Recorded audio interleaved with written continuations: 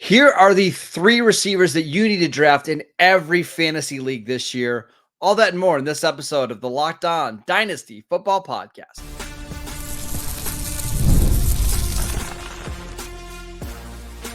You are Locked On Dynasty Football, part of the Locked On Podcast Network. Your team every day. Here are your hosts, Marcus Mosher and Kate Madjuk. Welcome back to the Locked On Dynasty Football Podcast, part of the Locked On Podcast Network, your team every day. We'd like to thank you for making us your first listen of the day. Today's episode is brought to you by FanDuel. Make every moment more. As the playoffs wind down, the sports stop sporting the way we'd like them to. But this summer, FanDuel is hooking up all customers with a boost or a bonus daily. That's right. There's something for everyone every day, all summer long. Just visit FanDuel.com/lockedon to get started. I am your host, Marcus Mosher. You can follow me on Twitter at Marcus_Mosher. Joining me today, as always, is Kate Madjuk. You can follow her on Twitter at Kate Madjuk. And on today's show, we are taking a look at three receivers that you have to draft in every single one of your leagues, in both dynasty and redraft leagues. And Kate, let's start with my guy, who we've talked about all offseason long, who I've drafted in nearly every league, Drake London. Why should we draft Drake London in every league this summer? Drake London is a very interesting case study, Marcus. He was one of my favorite wide receiver prospects in recent memory. And I said he had the skill set to come out and instantly post a 10 receiving touchdown season. Unfortunately, that never came to fruition, but I'm blaming the quarterback play there in Atlanta. As you should. Let's blame it all on Desmond Ridder and Taylor Heineke and Marcus Mariota. Mariota. And Arthur Smith with his shenanigans, throw it all out the window. The entire time of Drake London's career to this point has not happened. It never existed. Just rid it of your mind, because Drake London is due for a monster year. And what I keep going back to is this newfound opportunity with a really, really talented quarterback. Marcus, we are going from Desmond Ridder, from Taylor Heineke, to quarterbacks who ranked bottom of the league in terms of accurate throw percentage, to Kirk Cousins, whose calling card is accuracy. So please explain to me why, now that he has this newfound opportunity, it seems like people are kind of cooling on him in Dynasty. Redraft, I feel like the market is as hot as ever. Dynasty, Kind it of. doesn't feel like we're as hot as we should be. I was surprised today when I learned that Drake London in ESPN redraft leagues, I'm going to clarify this, ESPN redraft leagues, is being drafted as wide receiver 15. And some of the players that are being drafted ahead of him include Stephon Diggs, Michael Pittman, Chris Olave. That doesn't make any sense to me, Kate, because I think he has a real legitimate chance to finish as a top 3 or a top 4 fantasy receiver this year. Now, in your dynasty leagues, he's a little bit more expensive. He's being drafted as wide receiver 13. He is the 18th overall player on Dynasty League football. But, Kate, I think we're looking at a potential season of 175 targets. And if he gets 175 targets, he's going to be over 100 catches. He's going to be over 1,300 yards. And with his size and with his ball tracking ability and with his ability to box out defenders, we're looking at a potential double-digit touchdown season. And I want to add on this, he's been productive the last 2 years. But again, I'm going to name the quarterbacks: Marcus Mariota, Desmond Ridder, Taylor Heineke. Pretty rough quarterbacks. Now he gets one of the most efficient quarterbacks in the league in Kirk Cousins. He's going into an offense he's getting out of the Stone Age with Arthur Smith and getting into the modern offense with Zach Robinson. I just want to be invested in Drake London. He's only 22 years old, and he's already been this productive in the NFL. I'm willing to take him at the top of the second round, and if you twist my arm, at the end of the first round. I think all of that is fair. Yep. Now, looking at Kirk Cousins in general, in his time with Minnesota, over 6 seasons in Minnesota. He had just one season where Kirk Cousins threw for a sub 5% touchdown rate. That in and of itself is going to increase these opportunities tremendously for Drake London. We talked about the uncatchable targets that he's had on the back of that very poor group of quarterbacks. He is only 22 years old. I feel like that fact is also getting lost in terms of his total dynasty value. 6'4", 213 pounds. Over the past 2 seasons, ranks 74th among wide receivers in the league with catchable target rate. Like, this man is a big boy built almost in the vein of a Mike Evans type. Mhm. And we know, like, again, he's young. We know that game ages really well. Like, Drake London is going to have a breakout season here in 2024, but I also think the potential for longevity here with Drake London in his career, regardless of who's at quarterback moving forward, like, Drake London is a guy I want on every single one of my rosters, whether it's redraft, whether it's dynasty, whether it's best ball, because the sky is going to be the limit. I think everybody is anticipating a breakout year. It's just how high is the ceiling here, right? Because if he's 1,200 yards and 9 touchdowns, he's going to return the value on his ADP. But if it's 1,400 yards and 13 touchdowns, now we're having a different conversation. And to me, I think I don't want to say that's more likely than 1,200 yards because that's insane. But I think the probability, Kate, of Drake London having one of those seasons is pretty realistic. I just don't see a way outside of an injury to either him or Kirk Cousins that he doesn't have big time production. And in fact, he might even be one of the safest receivers in the league because even if Kirk Cousins is hurt, you're bringing a a current first round pick at quarterback, Michael Penix at number 8 overall, who's used to throwing the ball down the field to big receivers. I just couldn't be more in on Drake London at his current price tag. And Kate, I'm scared to find out when I would have to say where Drake London would need to be priced for me to say I'm out. That's a terrifying conversation. Here's the thing. I think you look at Drake London and I look at all the wide receivers in that range. Chris Olave, Jalen Waddle, Nico Collins, Brandon Ayuk, Devonta Smith, Roma Dunze. Out of all of those players, if you asked me, Kate, which of them do you think is most likely to be a top 5 dynasty wide receiver in 2025? The answer for me is Drake London. He's going Easily. behind Malik Neighbors at wide receiver 9, who I'll note just a year younger than Drake London, which again, kind of insane, absolutely insane. But like, Drake London, it with that skill set, with his play strength, his size, like all of these factors together, plus the age, like the new opportunity.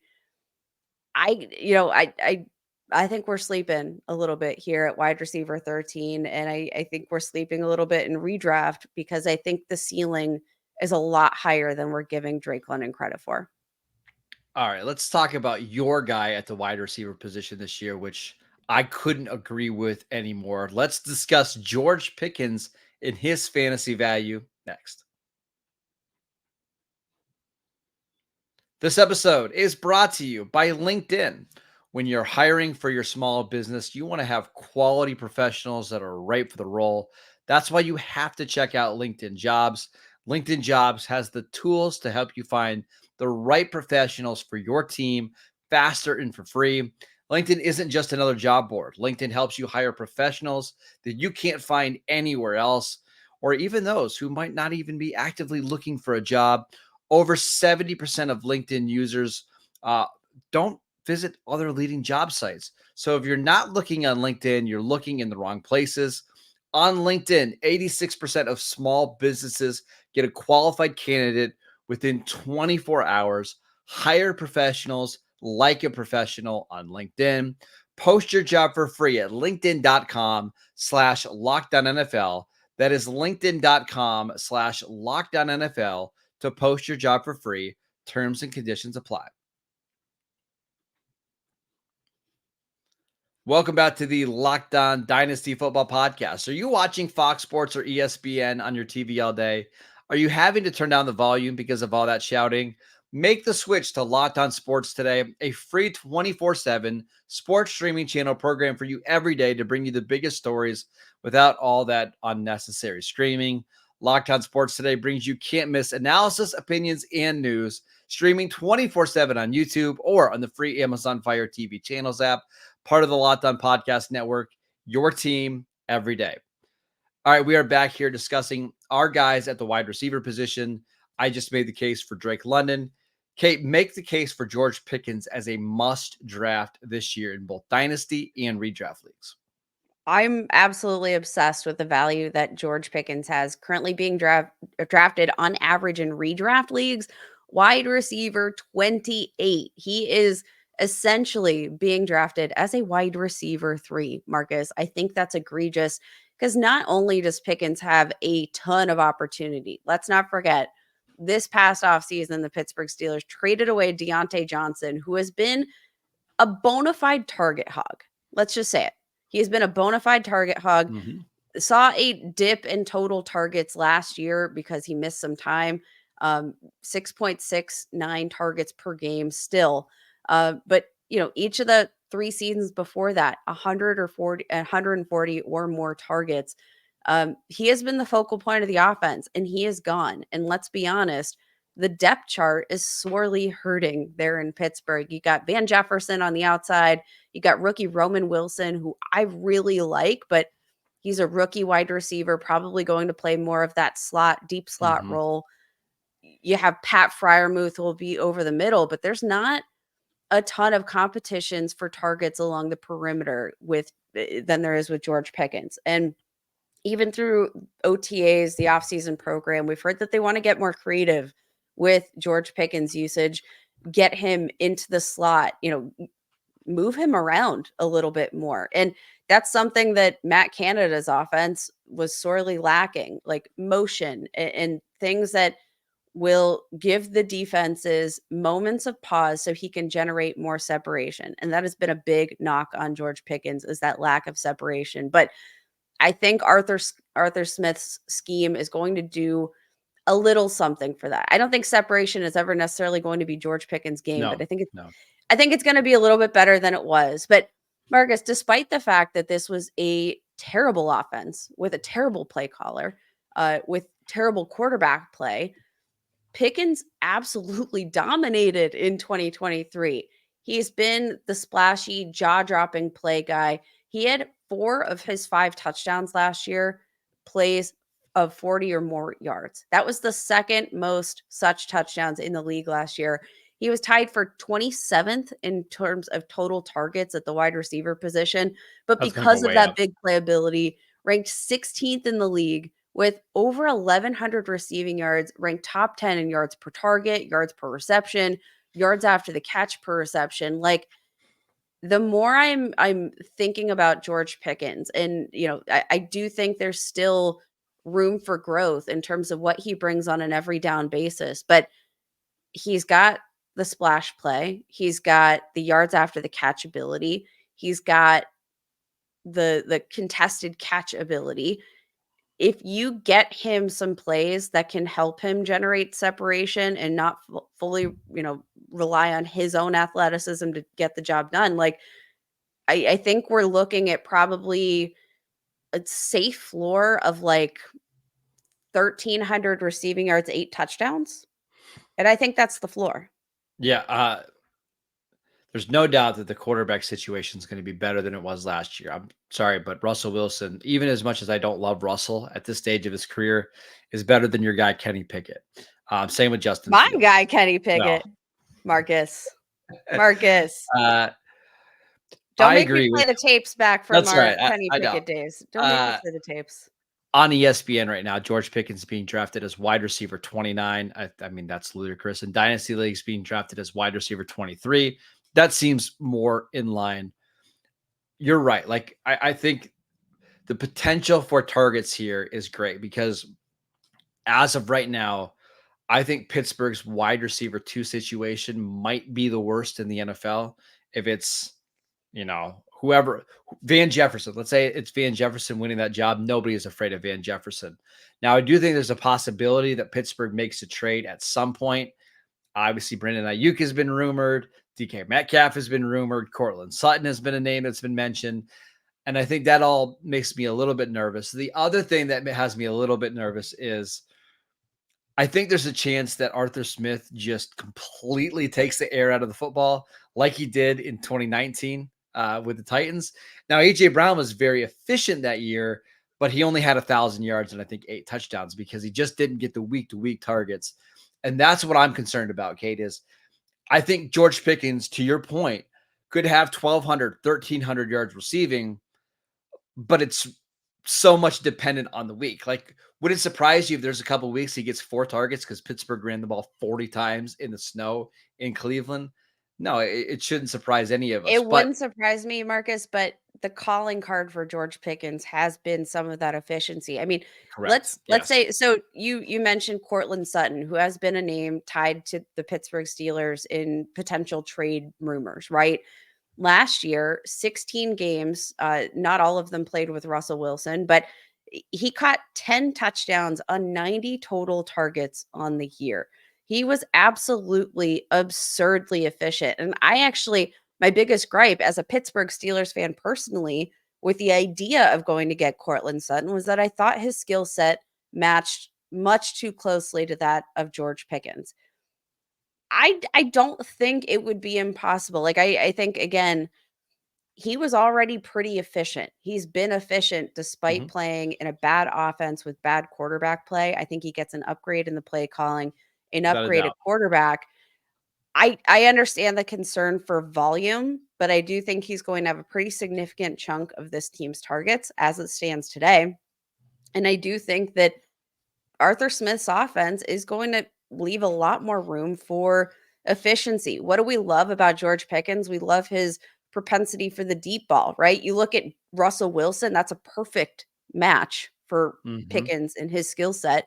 Had a 6-to-1 touchdown to interception ratio on throws of 20 plus yards last year. He had a 92.3 passing grade that ranked 11th among quarterbacks on those deep pass attempts. Like, the match between Russell Wilson, Arthur Smith, George Pickens, in terms of what they're all really good at, I think just makes the case for this, continued efficiency for George Pickens that, like, yeah, I'm still projecting an increase in target share. I'm still projecting continued efficiency. So, yeah, all of those things combined, I think George Pickens is probably a top 15 wide receiver in 2024. I mean, I don't know if you're going to be able to get a receiver this late that's going to be locked into this many targets as George Pickens. And that's why he's a massive value, right? Like, if you miss out on, the Brandon Ayuk and DJ Moore level of wide receiver 2, I have no problem waiting and picking George Pickens at wide receiver 29 and having him be my wide receiver 2.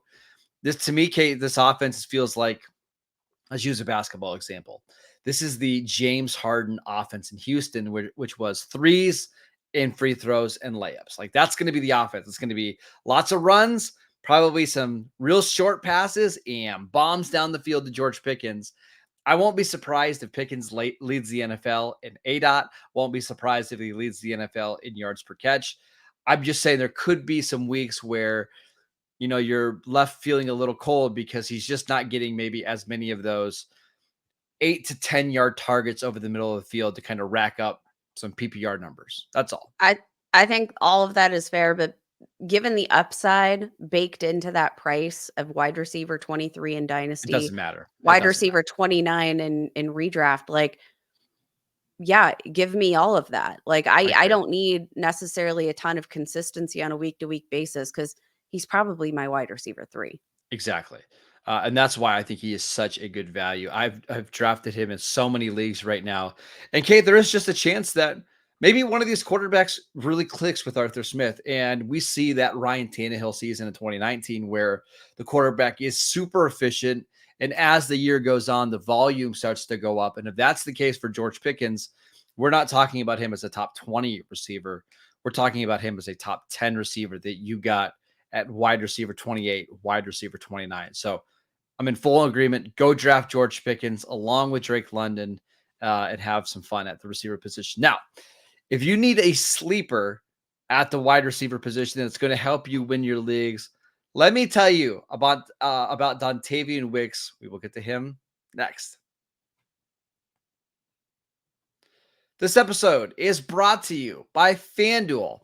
Listen, I love sports. There's nothing more that I love than at the end of the day, sitting on my couch, watching a game on TV. It's just so therapeutic for me. It's absolutely amazing. I love them so much that I never want sports to stop.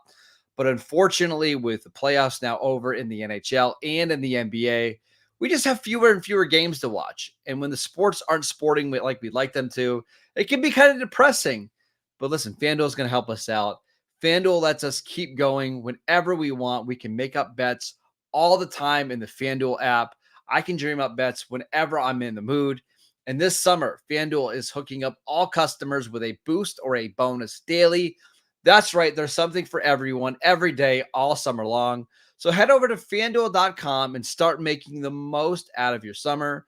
FanDuel, the official sports betting partner of Major League Baseball. Welcome back to the Locked On Dynasty Football Podcast. Everydayers, on tomorrow's show, we're going to be looking at the tight ends that you must draft in your redraft and dynasty leagues in 2024. But Kate, I want to finish the show today talking about my guy, Davian Wicks, who I've been drafting in every single league right now. I wrote about him for the 33rd team, why he's the biggest fantasy football sleeper of the 2024 season. So before I make my case, I just want your thoughts on Wicks going into the 2024 season. Here's the thing, Marcus. You put me in a precarious position here because my favorite off-season sleeper has been, Jayden Reed, who I've talked about way too much here. If you've been an everydayer, you're probably rolling your eyes right now because I talk too much about Jayden Reed. So I understand. You look at Davian Wicks. Let's go through his stable metrics via PFF. 82nd percentile in PFF receiving grade, 87th percentile in receiving grade against zone underneath top coverage, 76th percentile separation percentage, 80th percentile yards per route run, 72nd percentile yards after the catch per reception. Obviously, all outstanding metrics. 23 years old, 6'1", 206 pounds. Fell a bit, ran a slower 4.62 40-yard dash. But, he showed a lot of efficiency here in what is going to be, I think, a overall pretty efficient offense. So I can write the story, but tell me why. Give me your sales pitch for why he really is the most underrated. Because I can write a story about a potential breakout, right? Yep. What makes you so confident? First and foremost, a lot of it is just, I know this sounds dumb. It's the eye test. I thought when I was watching him last year, I thought he was the most talented of the receivers on the team outside of Christian Watson, who has all of his own issues. But when you're looking at a wide receiver core where you're not quite sure who's going to win out, typically what I like to do is just take the cheapest option. And in this case, Davian Wicks is by far the cheaper option. In dynasty leagues right now, he's being drafted as wide receiver 60. You have Romeo Doubs that's going higher. You have Jayden Reed, who's being drafted as wide receiver 35. You've got Christian Watson, who's wide receiver 32. He's the cheapest of the four options, despite having well over 500 receiving yards as a rookie. And that's another thing that I wanted to mention. You look at the history, Kate, at least since in the Super Bowl era, of the receivers that have gone over 550 yards as day 3 picks in their rookie season. There's only 34 of them, and that includes Davian Wicks. And if you look at the history of those names, almost all of those receivers have gone on to become really good NFL players, whether it's Marcus Colston or whether it's Amon-Ra St. Brown or Stephon Diggs or Steve Largent or Andre Reed. The list of these guys, Tyreek Hill is on that list. If you could produce well as a rookie, as a day 3 rookie, it typically means that you're impressing the coaching staff. I think Wicks, his game maybe meshes the best with Jordan Love. And I'm willing to pay the price to get him in redraft leagues.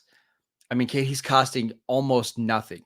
Wide receiver 69 in redraft leagues, 169 overall. If it doesn't work out and after the first few weeks of the season, he's relegated to, third or fourth in the depth chart, you cut him and it's no big deal. I just won't be surprised if we get to camp. He wins the wide receiver 1 job, the wide receiver 2 job. He's on the field for 65 to 70% of the snaps on an offense that we know is going to produce points week in and week out. I love the value of Davian Wicks right now. I think all of that is very fair. And Marcus, if let's say like a number 1 or number 2 wide receiver on this offense doesn't really emerge, right? Like the concept that we've talked a lot about the Buffalo Bills is like, what if they don't really have a wide receiver 1? What if they have a bunch of guys that do certain things really well and they integrate those skills into a kind of catch-all offense where there's not really a number 1 guy. There's no Stephon Diggs, but there are a lot of role players, right? And you just have a bunch of role players who are really, really good at the roles they play. I could envision that being the type of offense they put together there in Green Bay. And if that's the case, then you just want the cheapest guy, right? Like Yes. on a week-to-week basis who you can plug in. Maybe all of them have, relatively similar upside given the overall projected efficiency of the offense. But like, if that's the case, even if no wide receiver emerges, that's an even better case for just, trying to get the lowest cost option on an offense where they're probably going to be in some decently frequent scoring scenarios. Can I give you some stats courtesy of PFF? This is what Wicks did as a day 3 pick in his rookie season. 82nd percentile receiving grade, 87th percentile receiving grade versus zone coverage, 76th percentile separation percentage, 80th percentile yards per route run, 72nd percentile in yards after the catch per reception. He was a very good NFL receiver who continued to earn more and more snaps as the season went on. It's clear that somebody in this organization loves Davian Wicks. And I want to see what a potential year 2 breakout looks like. And again, it costs me nothing to find out. That's definitely the kicker there is the price tag. Now, what would you let's propose to our listeners here. What are you willing to send if you're looking to acquire yourself a Davian Wicks trade? Would you send a 3rd round pick? Yes. And without even thinking, I would send a 2nd round pick. You would send a 2025 2nd round pick. Yes. Within a heartbeat. Does it matter if your team is contending or not? No. Or are you Nope. willing to throw in any round or any range of 2nd round picks? So like even if Doesn't I'm matter. even if I'm projected to be one of the worst teams in my league, should I be sending a 2nd round pick for Davian Yes. Wicks? Because you are taking a shot on an improving offense with a wide open wide receiver core, with a quarterback that I think is going to be very, very good for the foreseeable future. I would do a 2nd round pick without even thinking twice. Interesting. I'd Yeah, I'm all in. probably cut the line for myself at like an early 3rd. But yeah, That's fine. you I'm made in a on good argument. Davian Wicks. I'm in on Davian Wicks because of the price. Now, if you flip the prices between him and Jaden Reed, obviously, I'm not going to be gung ho about getting Davian Wicks. But when there's that big of a gap between Watson, Reed, and Wicks, no choice but to go after Davian Wicks. That is it for today's show. We want to thank you for making Locked On Dynasty Football your first listen every single day. Every dayers, make sure you tune in to Friday's show, where we'll be discussing the 3 tight ends that you have to draft in every single league. Go download the podcast wherever you get your podcasts. We are free and available on all platforms. Follow Kate on Twitter at Kate Majuk. I'm at Marcus _Mosier, and we will see you right back here tomorrow.